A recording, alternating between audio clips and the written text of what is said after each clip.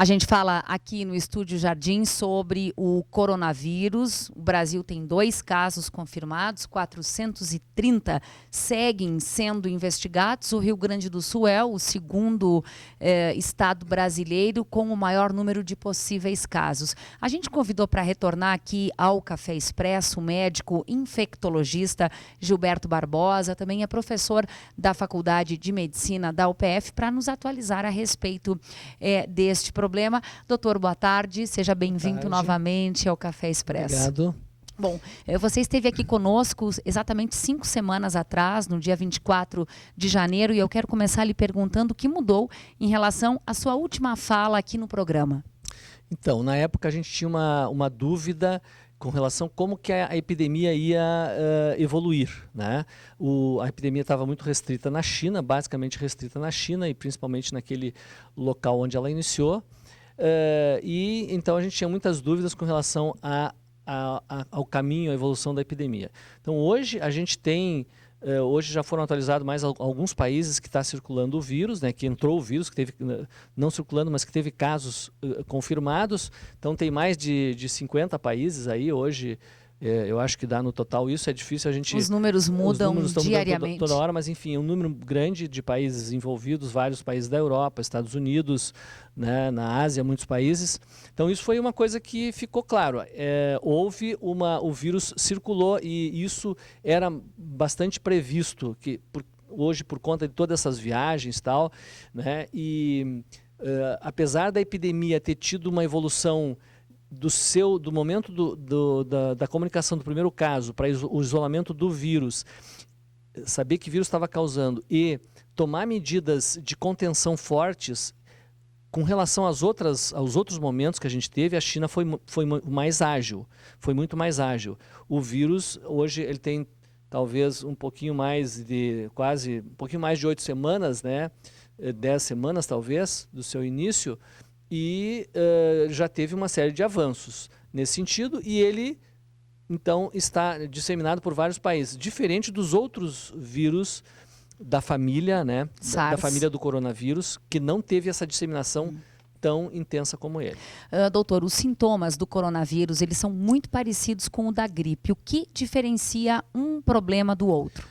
Os sintomas realmente não tem como a gente fazer uma diferenciação dos sintomas, eles são muito próximos, né? Então eles podem ser muito próximos, então é difícil clinicamente a gente fazer essa diferenciação. A gente está falando de febre, de dores pelo corpo. Até porque o coronavírus ele é um vírus que causa, os anteriores, ele causa resfriado comum, que é causado, a principal causa é rinovírus e depois é coronavírus, causa resfriado comum, que é uma doença bem banal, vamos dizer assim. Esse é diferente. Então ele dá os sintomas mais parecidos com a influenza, com a gripe mesmo, pode dar aquelas complicações, pneumonia e um percentual de pacientes que não é alto comparado com os outros coronavírus, mas é um percentual de mortalidade que é significativo. Em comparação com H1N1, como se pode tratar o coronavírus? Alguns autores colocam que o coronavírus é uma reescrita da influenza e com características talvez semelhantes ao H1N1. Porém com uma letalidade menor. A questão da letalidade, isso hoje é um questionamento que a gente está se fazendo. Por quê? Apesar de nós termos evoluído no tempo, os dados com relação ao número total de pessoas doentes não está muito bem claro ainda, e a letalidade a gente só consegue calcular a partir disso. A maioria dos autores tem colocado entre 2% a 3%, né? A maioria das gripes, se a gente pegar todas as gripes, ela tem uma mortalidade menor do que isso. Então tem que ter um certo cuidado com essa afirmação. Sim. Doutor, aqui no Rio Grande do Sul, um hábito muito comum, chimarrão. Por que, na sua opinião, ele deve ser evitado?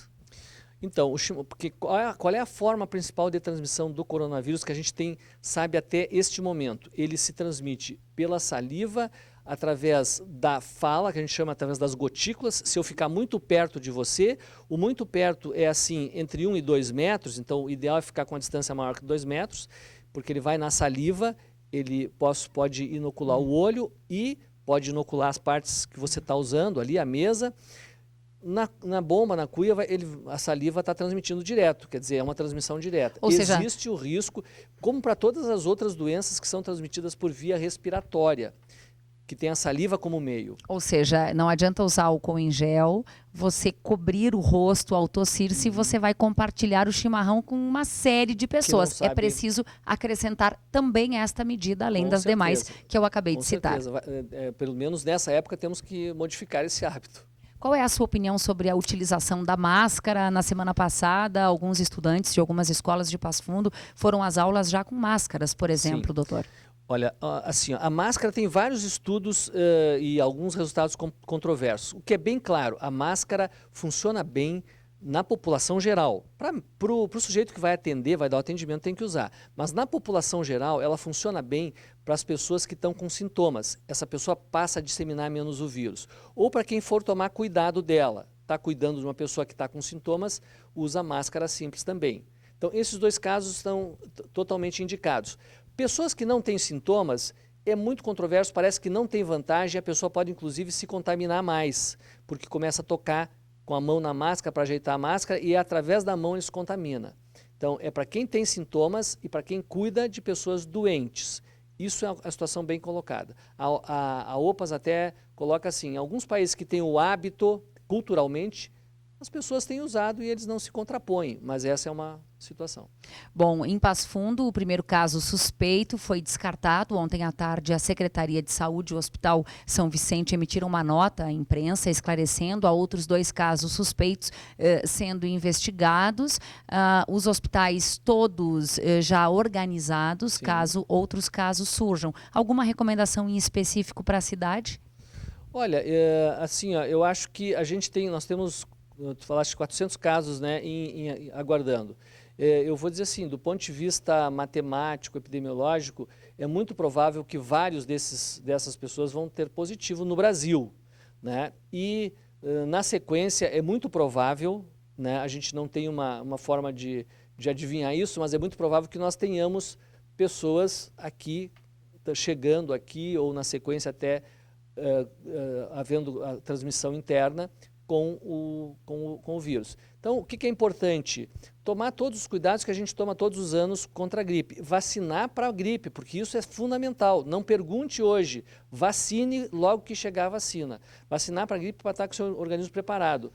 Se manter bem alimentado, se manter bem hidratado, procurar manter-se em condição de saúde adequada e excelentes hábitos de higiene. Praticar aqueles hábitos de higiene que vocês já comentaram várias vezes aí. Agora tem que estar bem informado também, né, doutor? Porque o que tem de fake news e de bobagem relacionada a esse tema é impressionante. Então, as fake news atrapalham muito, porque assim, qualquer um que vai lá e diz que o chá de não sei o que faz bem, as pessoas acabam desviando o foco.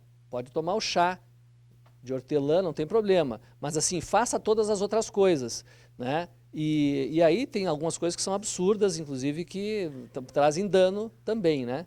Doutor, só para encerrar aqui, a OMS está sendo criticada nesse momento por não ter declarado pandemia. Há uma linha que critica a OMS. Sim, há uma linha que critica e acho que tem uma razão bem plausível para isso, porque primeiro, se ela declara a pandemia, os países ficam liberados para poder mover recursos de forma mais rápida. Então isso é um impeditivo, inclusive para o nosso país. Ela atrapalha nesse sentido. E as pessoas também acabam... A gente não tem que ter o medo da pandemia. Nós enfrentamos o H1N1 em 2009, né? Então nós temos uma experiência prévia, a gente tem que... Se a gente estiver melhor preparado, né, para receber, melhor. Se não vier uma onda grande... não tem problema, né? Se vier uma onda grande, a gente está preparado. Se vier uma onda pequena, ok, né? Bom, extrapolamos todo o tempo. Precisamos falar que amanhã à noite você vai estar esclarecendo a comunidade, sim, em uma ação da Faculdade de Medicina. Todo mundo convidado, sim, não é, aberto, doutor? 7 horas da noite. É uma conversa aberta lá na Faculdade de Medicina.